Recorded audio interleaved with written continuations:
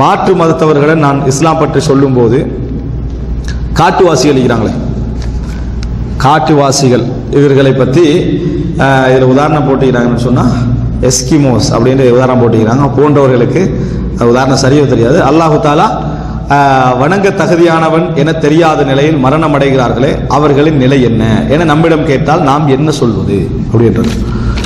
இதில் நான் ஒரு 2-3 உபதேசங்களை நான் இந்த இடத்துல என்ன செய்யலாம் சொல்லலாம்னு நினைக்கிறேன். இதை நான் பதில் சொல்கிறேன். அதுக்கு முன்னால் பொதுவாக இந்த மாதிரி மட்டுமல்ல, இது போன்ற பல கேள்விகள் நம்மகிட்ட எழும். அது எப்படி தெரியுமா, எங்களுக்கு புரிஞ்சிடும். எங்களுக்கு ஒரு கேள்வி வரும், புரியாதவன்ற நிலைமை என்ன, எங்களுக்கு ஒரு உருக்கமான முக்கியமான ஒரு கட்டம் நன்றாக என்ன செஞ்சிடும், உள்ளத்தில் பதிஞ்சிடும். பதியாதவன்ற நிலைமை என்ன இப்படி ஒரு கேள்வி வரும். சில விஷயங்கள் எங்களுக்கு மார்க்கத்தில் தூரமாக வழங்கி அவருடைய ஆழ அகலங்கள் எல்லாம் விளங்கி நம்ம மெய் செலுத்திடுவோம். அப்படி இஸ்லாத்தையே நினைக்காதவன்ற நிலைமை என்ன, அவனுக்கெல்லாம் இதுக்குள்ள வரல கிடைக்கலையே, அப்ப இது எப்படி நியாயமாகும் என்ற கேள்வி வரும். இந்த மாதிரி நேரங்கள்லாம் நீங்க என்ன நினைக்க தெரியுமா, முதல் பதில், முதலாவது இந்த சிந்தனையை உண்டாக்கி அவனுக்கு பதில் கிடைக்கல என்று நான் வழிகட்டக்கூடாது.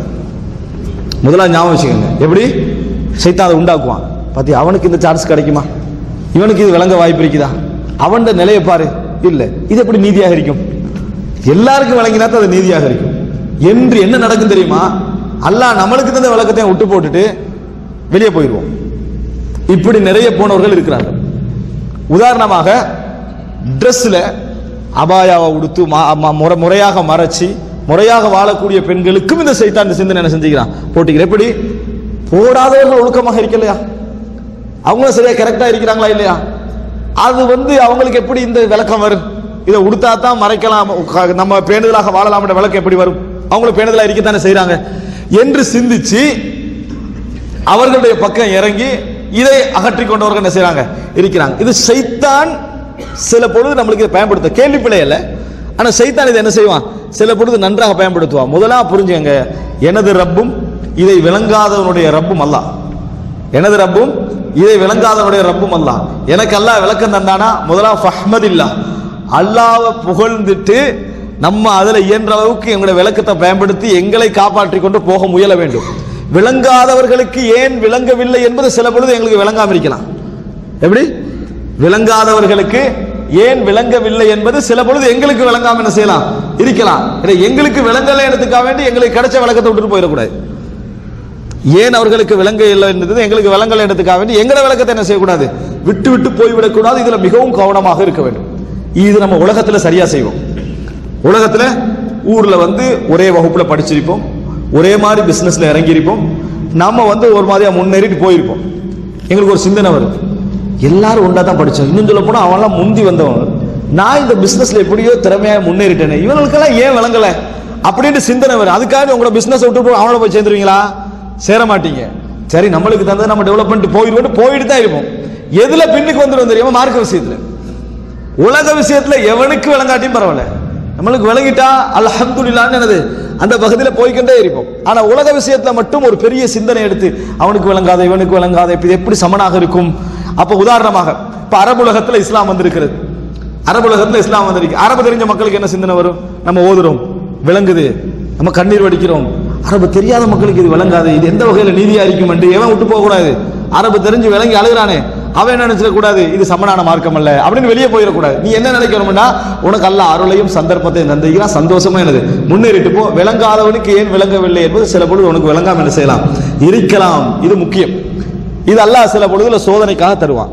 இந்த அடிப்படையில் இதை நம்ம விளங்கிக்கண்டு, இதில் நான் சாதாரணமாக இதை நம்ம தெரிஞ்சுக்கல தான் கேட்கிறோம். வேற நம்மளுக்கு அது விளங்கினோ விளங்கலையோ நம்மளுக்கு இதுதான் உண்மை என்று தெரியும் என்றிருந்தால் இந்த கேள்வி நியாயமானதுதான். இப்போ அந்த அடிப்படையில் அந்த கேள்விக்குரிய பதில் அப்படி என்னன்னு சொன்னால், இன்றைக்கு இது ஒரு பெரிய ஒரு முக்கியமான சப்ஜெக்டா என்ன செய்யறாங்க, இதை பயன்படுத்துறாங்க. நீங்க பார்க்கலாம், யூடியூப்ல ஒரு கிளிப் ஒன்று போட்டிருந்தாங்க, கடவுள் எப்படி தோன்றினான், கடவுள் எப்படி தோன்றினான் அப்படின்னு சொன்னா, இப்ப காட்டுவாசிகள் அப்படின்னு காட்டப்படுறாங்களே, காட்டப்படுறதெல்லாம் உண்மையில மலையிறானே கெனிபலிசம் அப்படியெல்லாம் காட்டுவாங்க. இதை காட்டப்படுறதெல்லாம் என்னது 100க்கு 100 உண்மையான சப்ஜெக்ட் எல்லாம் அல்ல, இருக்குது, இல்லாமலாம் இல்லை. ஆனா இவங்க காட்டுற அளவுக்கு உண்மையான சப்ஜெக்ட் அல்ல. அது ஒரு ஃபிளைட் என்ன செய்யுது, ஒரு இந்த மாதிரி எமர்ஜென்சியா காடு ஏரியாவில் ஒரு ஃபிளைட் போகுது. ஃபிளைட் போற நேரத்துல எல்லாம் அந்த மக்கள் என்ன செய்யறாங்கன்னா கீழே குந்தி அப்படியே வணங்குறாங்க, குனிச்சு. ஏன் சரியா ஒரு குறிப்பிட்ட கால பகுதியில் அல்லது குறிப்பிட்ட நேரத்தில் அதுக்கு மேலால் என்ன செய்யுது லைட் எல்லாம் ஒடிந்துக்கணும், இரவுல போகுது. அந்த மக்களுடைய சிந்தனை மூளை வளர்ச்சி அடிப்படையில் கடவுள் தோற்றம் அளிக்கிறார். கடவுள் என்ன செய்யறாரு? தோற்றம் அளிக்கிறார். அந்த பகுதியால போறாங்க, அந்த நேரத்தில் பிரார்த்திக்கிறாங்க. ஒரு நிமிஷம் தான் கடவுள் அந்த ஏரியாவில் என்ன செய்வாரு? போவாரு, பிரார்த்திக்கிறாங்க. போனாச்சா மறந்தாச்சு இப்படி நினைக்கிறாங்க. இப்படி இது போட்டு கடவுள் எப்படி தோன்றி இருப்பார், அதாவது எப்படி இந்த மாதிரி பின்தங்கிய மக்கள் என்று கருதப்படக்கூடியவர்கள் எப்படி மேலால் ஒன்று அற்புதமா போன உடனேயே இவ்வளவு பிரம்மாண்டமா ஒன்று என்ன செய்து இவ்வளவு நெருக்கமாக நமது கீழால போது பெரும் ஓசையோட அப்படி என்று அந்த சிந்தனையூடாக அவங்க வணங்க ஆரம்பிச்சாங்க. இதான் கடவுள் தோன்றிய முறை அப்படின்னு என்ன செய்யறாங்க? சொல்லி காட்டுறாங்க. அன்புள்ள சகோதரர்களை, ஒன்றை புரிந்து கொள்ள வேண்டும். அல்லாஹு தாலா இந்த உலகத்தில் பலவிதமான படைப்புகளை பலவிதமான போக்குகளை அல்லாஹு தாலா படைத்திருக்கிறான். காட்டுவாசின்னு சொல்லப்படக்கூடிய எல்லாருமே விளங்காதவங்க அல்ல. அல்லாஹு தாலா மனிதனுக்கு அக்லை கொடுத்து படைத்திருக்கிறான் என்பது குர்ஆன் சொல்லக்கூடிய எங்களுக்கு ஒரு உத்தரவாதம். நம்ம ஹிஸ்டரியிலையும் சோசியலையும் படிச்ச மாதிரி இல்லை. எப்படி மனிதன் குகையில இருந்தா வெளியே வந்தான், கல்லோட கல்லை தட்டி நெருப்பு கண்டுபிடிச்சான், அப்புறம் ட்ரெஸ்ஸை கண்டுபிடிச்சான், மிருகங்களை பார்த்து இப்படி வரலாற்றில் மட்டும் தான் படிச்சுக்கலான்னு. ஆனா நம்ம தெரிஞ்செல்லாம் ஆதம் அலைஹிஸ்ஸலாம் சொர்க்கத்திலிருந்து வந்ததுதான். ஆதம் அலைஹிஸ்ஸலாம் ஹவ்வா அலைஹிஸ்ஸலாம் சொர்க்கத்துல மிகப்பெரிய ஒரு இன்பத்தை பார்த்து எல்லாத்தையும் கண்டு நெருப்பம் காணாம எந்திப்பாங்க, எல்லாத்தையும் கண்டு தடுக்கப்பட்ட மரத்தை நம்ம காணலையே அதையெல்லாம் கண்டு இந்த உலகத்துக்கு வந்தவர் எல்லாம் தெரியும். அதனால அல்லாஹ் தஆலா பெரிய இல்ம கொடுத்து இந்த உலகத்துக்கு இறக்கினான். குகையில இருந்தெல்லாம் வெளியே வரல, குகையில இருந்தெல்லாம் வெளியே வரல. அல்லாஹ் தஆலா சொல்றான், வலகத் கர்ரம்னா பனி ஆதம், ஆதமுடைய மக்களை நம்ம கண்ணியப்படுத்தி இருந்தோம். நூஹ் அலைஹிஸ்ஸலாத்து காலத்துல கப்பல் கட்டியாச்சு. கப்பல் என்னது? கட்டியாச்சு. பெரும் தட்டான கப்பல்கள் கட்டி ஒரு பெரிய டெவலப்பான ஒரு சமுதாயம் தான் அல்லாஹ் தஆலா மனித சமுதாயத்தை சொல்றான். இது என்ன குகையிலிருந்து குனிஞ்சு குரங்கு மாதிரி போன மாதிரியே ஒரு போட்டோ போட்டு காட்டி விளங்கிட்டா ஒண்ணுமே விளங்காத மாதிரி இருந்து அதுல மிச்சம் மீதிகள் தான் இந்த காட்டுக்குள்ள வைக்கிறாங்கன்னு சொல்றாங்க. எது டெவலப் ஆகி வந்துட்டாங்களா மற்றவங்க எல்லாம்? அந்த வராம அப்படியே பழங்குடி மக்கள் இருந்தாங்களே அதை இருந்து அவங்க அப்படியே செஞ்சுட்டாங்க, அந்த காட்டுக்குள்ள இருந்து விட்டார்கள் அப்படி என்று சொல்றாங்க. இப்படி இருக்கிறாங்க மக்கள். சில மக்களை நம்ம பார்க்கிறோம், அவங்க நினைச்சா வெளியே அழகா வரலாம், நினைச்சா வெளியே வரமாட்டோம் உள்ளுக்கு வைக்கிறாங்க. ஆனா எப்ப வந்துட்டு போறாங்க? முக்கியமான ஃபங்க்ஷனுக்கு எல்லாம் வந்துட்டு அப்படி அவங்களோட ட்ரெஸ்ஸோட எல்லாம் வந்துட்டு ஃபங்க்ஷன் எல்லாம் கலந்து கொண்டு உள்ளுக்கு போறாங்க. இதெல்லாம் வம்புத்தனம். இதெல்லாம் நம்ம நல்ல நாகரிகமான வாழ்க்கையை விளங்கி இப்படியே வாழுவோம்ன்றது வம்புத்தனம். அப்ப அவர்களுக்கு அல்லாஹ் தஆலா அக்கல் கொடுத்திருக்கிறான். ஆனா சில மனிதர்கள் காட்டப்படுகிறார்களே, அந்த காட்டப்படுகின்ற மக்களை பற்றி உண்மை நிலை நம்மளுக்கு தெரியாது. உண்மையில் அப்படி இருக்கிறார்களா? உலகத்தில் வாழக்கூடிய மக்கள் என்று இருக்கக்கூடியவங்க காட்டுவாசிகள், டெவலப் இல்லாத காட்டுவாசிகளை கண்டாங்களா அப்படின்றது நம்மளுக்கு என்னது தெரியாது. அப்படியே இருக்கிறது வைத்துக் கொண்டால் ஹதீஸ் எப்படி எங்களுக்கு சொல்லுவது தெரியுமா? தெளிவா ரசூல் ஸல்லல்லாஹு அலைஹி வஸல்லம் சொல்றாங்க, ஒரு மனிதர் என்னை பற்றி செய்தி அவரது காதுகளை வந்தடைந்து, எப்படி என்னை பற்றிய செய்தி அவரது காதுகளை வந்தடைந்து பின்னர் எவர் என்னை ஈமான் கொள்ளவில்லையோ அல்லாஹு தஆலா அவருக்கு சொர்க்கத்தை ஹராமாக்கி விடுகிறான். வேற எந்த தீனையும் அவர்கிட்ட அல்லாஹு தஆலா ஏற்றுக்கொள்ள மாட்டான். எப்படி யஸ்மஉ பி ثم لا يؤمن, முதலாவது என்னை பற்றிய செய்தி அவருக்கு என்ன செய்யணும்? வரணும். ரசூல் ஸல்லல்லாஹு அலைஹி வஸல்லம் அவர்களை பற்றிய செய்தி யார் யாருக்கெல்லாம் இந்த உலகத்தில் வரவில்லையோ, ரசூல் ஸல்லல்லாஹு அலைஹி வஸல்லம் பற்றிய செய்தி யாருக்கெல்லாம் வரவில்லையோ அல்லாஹ் ரப்புல் ஆலமீன் அவர்களுக்கு என்ன செய்றான்? இந்த உலகத்தில் அந்த செய்தி கிடைக்காததை வைத்து அந்த குற்றத்தை அல்லாஹ் தஆலா என்ன செய்வான் அவர்களுக்கு? சரி, அவங்களுக்கு என்ன செய்வான் என்பது இரண்டாவது கட்டம். ஆனால் குற்றம் பிடிக்க மாட்டான் அல்லாஹ் தஆலா. அல்லாஹ் தஆலா குர்ஆனிலே சொல்லி காட்டுகிறான், அல்லாஹ் ரப்புல் ஆலமீன் எந்த ஒரு கிராமத்தையும் அழிப்பது கிடையாது. அஹ்லுஹா காஃபிலூன், விளங்காத மக்களாக அந்த ஊர்வாசிகள் இருக்கின்ற நேரத்தில். எப்படி காஃபில் என்றா புறக்கணித்த மக்களாக, அந்த என்ன சொல்றது கவனஈனமற்ற கவனம் இல்லாத மக்களாக இருக்கிற நேரத்தில் அல்லாஹ் அழிக்க மாட்டான்.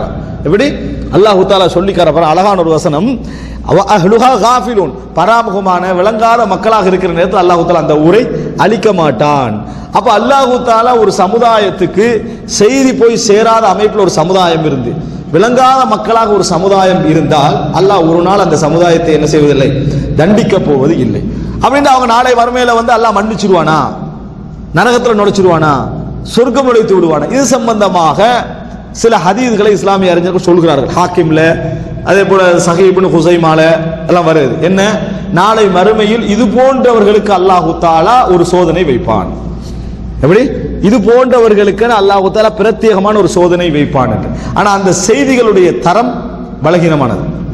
அதனால நம்ம அதை ஆதாரமாக என்ன செய்ய முடியாது, அதை சொல்ல முடியாது. ஆனா நிச்சயமாக அல்லாஹு தஆலா வமா அனபி வல்லா மில்லில் அபீத், நான் எனது அடியார்களுக்கு அநியாயம் இழைப்பவன் அல்ல. நரகத்துல போடப்படுகிற நேரத்திலேயே என்ன கேட்பாங்க? என்னிடமிருந்து உங்களுக்கு தூதர்கள் வரவில்லையா? என்னிடமிருந்து உங்களுக்கு தூதர்கள் வரவில்லையா? எச்சரிக்கை என்ன சொல்லுவாங்க? பலா, வந்தார்கள் அப்படின்னு சொல்லித்தான் அல்லாஹ் தஆலா என்ன செய்வான், அதுல போடுவான். ஃபஅதரஃபு பிதம்பிஹிம், அவங்களுடைய பாவங்களை அவர்கள் ஏற்றுக்கொண்ட பின்னால தான் அல்லாஹ் தஆலா போடுவான். இது அல்லாஹ் தஆலா சொல்லி காட்டுகிறான். அதனால நம்ம நமது மனதை ஆறுதப்படுத்திக் கொள்ள வேண்டும்.